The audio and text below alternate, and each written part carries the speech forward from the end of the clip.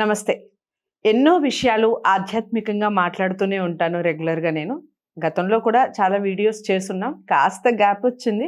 గోపాలకృష్ణ నాయుడు గారు హస్త సాముద్రిక నిపుణులు. స్వతహాగా సైన్స్‌కి సంబంధించి ఉపాధ్యాయులుగా 35 సంవత్సరాలు సర్వీస్ చేసి రిటైర్ అయ్యి, హస్త సాముద్రికం మీద ఎన్నో పుస్తకాలు రాసి, దాని మీద పరిశోధన చేసి, సైన్స్‌తో ఎలా మిళితమై ఉంది హస్త సాముద్రికం అని తెలుసుకొని, చాలా తన సేవల్ని అందిస్తూ ఉన్నారు. నిజంగా హర్షణీయం. ఈరోజు కొన్ని ముఖ్యమైన విషయాలు, ముఖ్యంగా గుర్తులకి సంబంధించి, మన చేతిలో ఉన్న కొన్ని గుర్తులు మనకి ఏం చెప్తాయి జీవితంలో? మన స్థాయి ఏం చెప్తాయి? మనకి ఏం నేర్పిస్తాయి ఆ గుర్తులు? నిజంగా గుర్తుల వల్ల మనకి ఎలాంటి ప్రయోజనాలు ఉంటాయి? ఈ విషయాలన్నీ కూడా డిస్కస్ చేసే ప్రయత్నం చేస్తాను. ఏ వీడియో కూడా ఎక్కడ స్కిప్ చేయకుండా చూడండి. గురుగారు నమస్కారం అండి. నమస్తే అమ్మా. గుర్తులు అసలు ఎన్ని గుర్తులు ఉంటాయండి మన చేతిలో? ఆ విషయం చెప్పండి మొదలు. గుర్తులు అనేటువంటి అంశానికి వచ్చినప్పుడు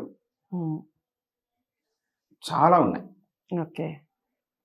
మన పూర్వీకులు గుర్తుల గురించి ముఖ్యంగా చెప్పినటువంటి వాళ్ళు మన భారతీయ శాస్త్రవేత్తలు. దీంట్లో గుర్తు అంటే చతురం, త్రిభుజం, త్రిశూలం. త్రిశూలం కూడా. త్రిశూలం, యారో బాణం, ధనుస్సు, మకరం, చేప ఫిష్, శంఖం, ఛత్రం అంటే గొడుగు, రథం, టెంపుల్ గుడి, ఇలాగా స్టార్ గుర్తు కూడా. నేను స్టార్ ముఖ్యమైనటువంటిది స్టార్. స్టార్లో మళ్ళీ 2 రకాలు. Star, triangle star. ఇవి కాకుండా ఇంకా లేటెస్ట్ గా ఎన్ సింబల్, ఎం సింబల్, గరుడ రేఖ, క్రాస్, ఇంటూ, ఇవి ఇలాగ చాలా సింబల్స్ ఉన్నాయి, గుర్తులు ఉన్నాయి. అయితే గుర్తులు అరచేతిలో ఉండేటువంటి స్థానాన్ని బట్టి దాని యొక్క ప్రాముఖ్యత, లక్షణం మారుతూ ఉంటుంది. అయితే ప్రధానంగా కొన్ని గుర్తులు ఉన్నాయి. మెజారిటీ ఆఫ్ ద ఈ సింబల్స్, గుర్తులు పాజిటివ్ గా ఉంటాయి, కొన్ని నెగిటివ్ కూడా ఉన్నాయి. సరే, మనం ఈ రోజు కొన్ని పాజిటివ్ గుర్తుల గురించి మాట్లాడే ప్రయత్నం చేద్దాం. తప్పకుండా. ముందుగా మీరు స్టార్ అన్నారు కాబట్టి స్టార్ తోనే మొదలు పెడదాం. స్టార్ గుర్తు యొక్క ప్రాముఖ్యత ఏమిటి? అసలు స్టార్ అనేది నిజంగా మన చేతిలో ఎక్కడ ఉంటే మన లైఫ్ అనేది నిజంగా స్టార్ మన లైఫ్ లో ఉంటుంది, చెప్పండి. మంచిదమ్మా. స్టార్ అంటే ఒక రేఖ ఉండి దాని అడ్డుగా ఇంకో రేఖ వచ్చింది అనుకోండి, అది ప్లస్ అవుతుంది. అలా కాకుండా ఒక గీత ఉండి, ఇప్పుడు ఒక గీత ఉంది ఇలాగా, దీన్ని అడ్డుగా గీసాం అనుకోండి, ఇది ప్లస్ అయింది. అవునవును. అలాగే ఇంకో గీత ఉంది, ఇలా వచ్చింది అనుకోండి, అది ఇంటూ అయింది. అలా కాకుండా దీనికి ఇంకొక రేఖ లేదా ఇలాగా, దీంట్లో కూడా ఇలా వచ్చేసరికి అంటే ఒక సింగిల్ మధ్యలో ఉండేటువంటి పాయింట్ నుంచి అన్ని వైపులా విస్తరిస్తే కిరణాలు. స్టార్ అంటే నక్షత్రం. నక్షత్రం ఎక్కడో ఉంటుంది, అన్ని వైపులకి కాంతిని విస్తరిస్తుంది. అంటే స్టార్ గుర్తు కలిగినటువంటి వ్యక్తి ఎక్కడ ఉన్నా తన యొక్క కీర్తి, ప్రతిష్టలు, తన యొక్క ఆధిపత్యము ఆ స్థానాన్ని బట్టి అన్ని చోట్లకి విస్తరిస్తుంది. అంచేత స్టార్ ఉంటే ఇతను స్టార్. అది ఎక్కడ ఉంటే ఎలా ఉంటుంది చూద్దాం. అదే నేను అడుగుదాం అనుకుంటున్నాను. ఎక్కడ ఉండాలండి స్టార్ గుర్తు? అసలు ఎక్కడ ఉంటే మనకి ప్రాధాన్యత ఉంటుంది? స్టార్ అరచేతిలో ఉండేటువంటి అన్ని ప్లేసుల్లోనూ ఎక్కడైనా ఉండవచ్చు, 2 ప్లేసుల్లో ఉండకూడదు. ఎక్కడ చెప్తా. అయితే స్టార్ అంటే ఇది ఇక్కడ గురుడు అని చెప్పాను కదా మీకు, గతంలో మనం వీడియో చేసినప్పుడు. గురుడు జూపిటర్, శాట్రన్ శని, సన్ రవి, మెర్క్యూరీ బుధుడు, మార్స్ కుజుడు, సెకండ్ మార్స్, రెండవ కుజుడు, మూన్ చంద్రుడు, వీనస్, ఉమ్. శుక్రుడు, ఓకే మధ్యలో రాహు, కింద కేతు. ఓకే ఈ ఏ ప్లేసుల్లోనా ఉండొచ్చు. ఉమ్. ఏ ప్లేస్లో ఉంటే దానికి ఒక ప్రత్యేకత ఉంటుంది. మళ్ళీ ఉమ్. ఉండకూడని ప్లేస్లు ఏమిటంటే రవి రేఖ మీద ఉండకూడదు, ఉమ్. శిరోరేఖ మీద ఉండకూడదు. అది ఓకే. ఎందుకో చెప్తాను తర్వాత. ఓకే ఓకే ఇప్పుడు ఒక గురుస్థానంలో ఉంటే ఏమవుతుంది? ఉమ్. గురుడు ఇక్కడ ఉన్నారు కదా, గురుడు. ఉమ్. ఈ గురుస్థానంలో ఈ స్టార్ ఇలా ఉంటాయి. అంటే ఒక ఎపెక్స్ని, ఒక పాయింట్ నుంచి కనీసం 6 లైన్స్ ఉండాలి, 6 స్టార్ గుర్తు వైపులకి ఉండాలి. 8 ఉండొచ్చు, 6 ఉండొచ్చు, ఓకే ఓకే. 4 పనికి రాదు. 4 ఉంటే క్రాస్ అవుతుంది. అది ఓ 4 దాటి ఉండాలి. 5, 6, 7, 8 విస్తరించాలి సింగిల్ పాయింట్ నుంచి ఓకే. మధ్యలో. ఇది గురుస్థానము. ఉమ్. ఈ గురుస్థానంలో స్టార్ ఉంటే గురుడు ఆధిపత్యానికి, అధికారానికి, హోదాకి కారకుడు. అంతే గురుస్థానంలో ఉంటే ఆ వ్యక్తి ఖచ్చితంగా మిగిలినటువంటి ఆ యోగరేఖ, అదృష్టరేఖ, రవిరేఖ, బుధరేఖ వీటిని మనం పరిశీలించి ఉమ్. అవన్నీ పర్ఫెక్ట్గా ఉన్నప్పుడు ఇక్కడ స్టార్ ఉంటే అతను అధికారంలో ఉమ్. ఒక కలెక్టర్, ఒక రాజకీయ మినిస్టర్, ఉమ్. ఒక హోదా కలిగినటువంటి ఒక స్టార్, ఉమ్. సినిమా స్టార్. ఉమ్. అయితే స్టార్లో కూడా ఆధిపత్యం కలిగినటువంటి స్టార్ అవుతాడు.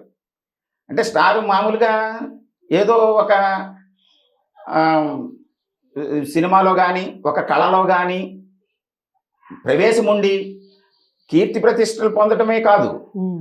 ఆధిపత్యం ఉంటుంది. అంటే ఆ కమాండ్ ఉంటుంది. ఆ వృత్తిలో అతను ఫుల్ కమాండ్ కమాండ్ ఉంటాడు. ఉంటుంది. అది. ఉమ్. అంటే సూపర్ ఎగ్జిక్యూటివ్స్ ఉమ్. ఈ స్టార్ ఉంది గురుస్థానంలో ఉంటే. ఓకే. ఓకేనా? ఉమ్. తరువాత శని స్థానంలో ఉంటే ఎలాగ? ఉమ్. శని స్థానంలో సాధారణంగా అదృష్ట రేఖ ఇలా వస్తుంది. ఉమ్. ఆ అదృష్ట రేఖని కట్ చేసి రాకూడదు స్టార్. ఓకే. స్టార్ ప్రత్యేకంగా ఉండాలి. ఉండాలి. ఉమ్. అంటే ఇక్కడ ఇది ప్రత్యేకంగా ఉంది అనుకుందాం. ఉమ్. ఉమ్. ఈ పక్కనే అదృష్ట రేఖ ఉంది. ఉమ్. ప్రత్యేకంగా ఉంటే శని అంటే శాట్రన్ సంపదకి, ఉమ్. స్థిరత్వానికి, ఆధ్యాత్మిక భావాలకి ఉమ్. కారకుడు గనక సంపద ఉమ్. అంటే ఒక జమీందార్, ఓకే. సంపదను వృద్ధి చేసేటువంటి ఒక ఇండస్ట్రియలిస్ట్, ఉమ్. అనేక వ్యవస్థల్ని నడిపేటువంటి ఉన్నతమైనటువంటి భావాలు కలిగి, సంపద కలిగి 10 మందిని పోషించేటువంటి స్థితిలో ఆ వ్యక్తి ఉంటాడు. రైట్. అది సంపద. ఉమ్. రైట్. ఇక్కడ రవి రేఖలో, రవి స్థానానికి వద్దాము. ఉమ్. ఇక్కడ ఇందాక చెప్పాను నేను రవి రేఖ మీద ఉండకూడదు అన్నాను. అవును. సాధారణంగా ఇక్కడ రవి స్థానములో రవి రేఖ ఉంటుంది. ఉమ్. దీన్ని చేరి ఈ స్టార్ ఏర్పడింది అనుకోండి, ఉమ్. ఈ రవి రేఖ యొక్క స్థాయిని విచ్ఛిన్నం చేస్తుంది. ఓకే. ఇలా ఉండకూడదు. ఉమ్. ఇలా కాకుండా ఆ రవి స్థానం వేరే ఎక్కడైనా చిన్న స్టార్ ఉండొచ్చు. ఉండొచ్చు. ఉమ్. అది ఇండివిజువల్గా ఉండాలి. ఉమ్.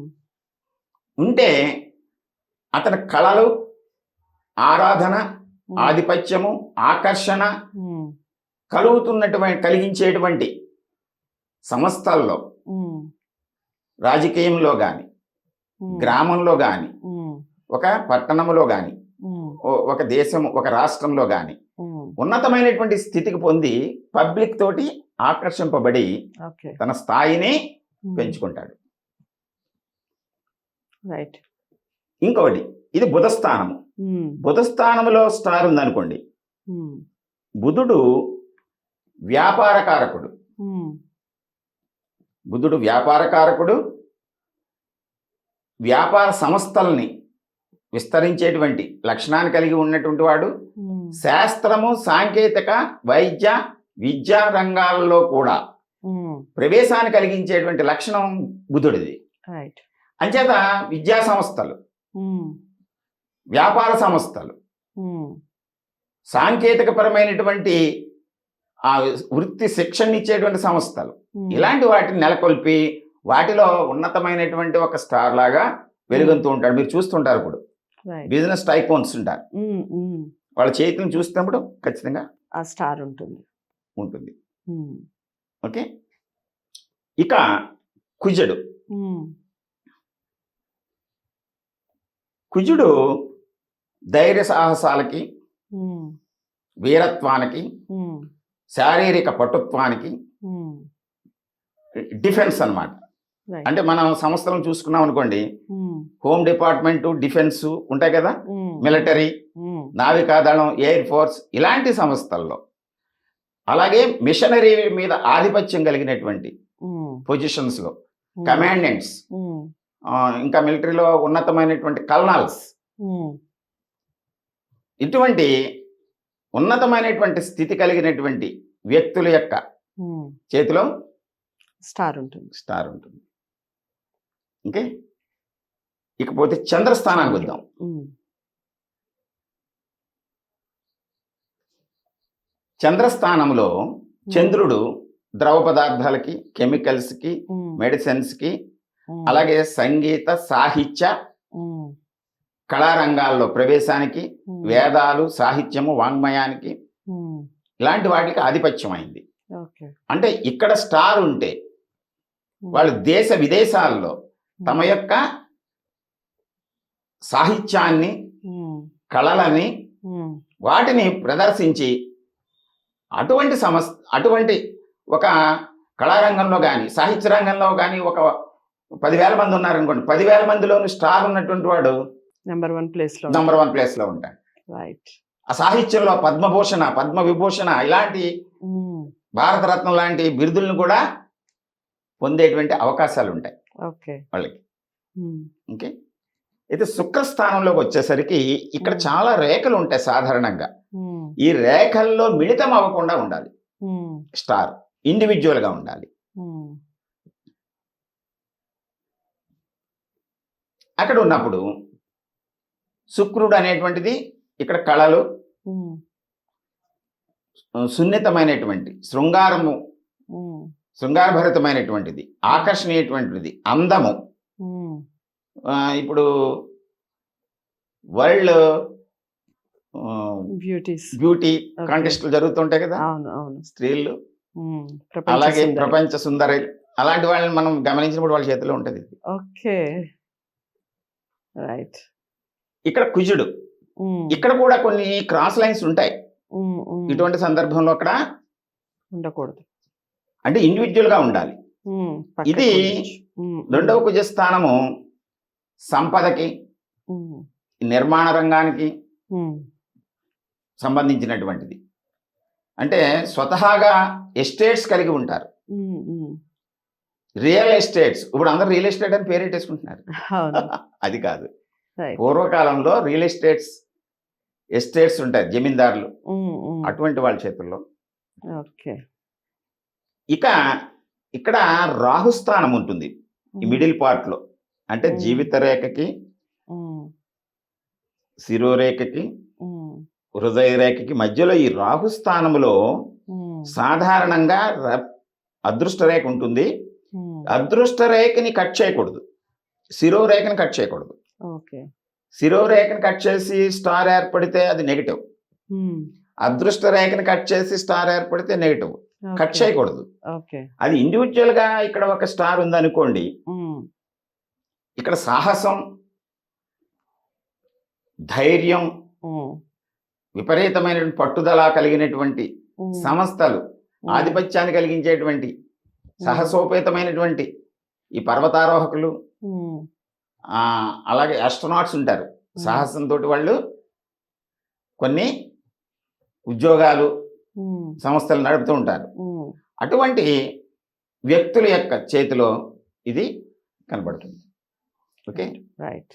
ఇంకొకటి ఉమ్, ఫైనల్, ఇక్కడ కేతుస్థానం అని చెప్పాము. ఇక్కడ కింద ఉమ్, ఇది అదృష్ట రేఖ ఇలా ఉంటుంది కదా.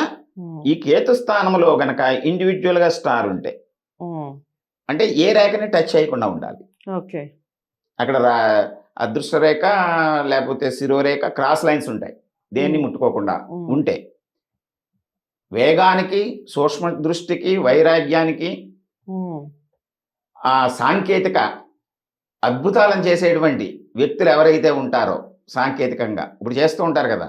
ఉమ్, ఆ, మన ఈ టీవీ ఛానల్స్లో వీటిల్లోనూ కొన్ని ఈ సినిమాల్లో వాటిలో అద్భుతమైనటువంటి గ్రాఫిక్స్. గ్రాఫిక్స్ అవి చేస్తూ ఉంటారు. రైట్. అలాంటి వాటిని ఆవిష్కరణ చేసేటువంటి ఉమ్, వైరాగ్యపరంగా ఉమ్, ఉన్నతమైనటువంటి శిఖరాలకు వెళ్ళేటువంటి వ్యక్తుల చేతుల్లో ఈ స్టార్ ఉంటుంది.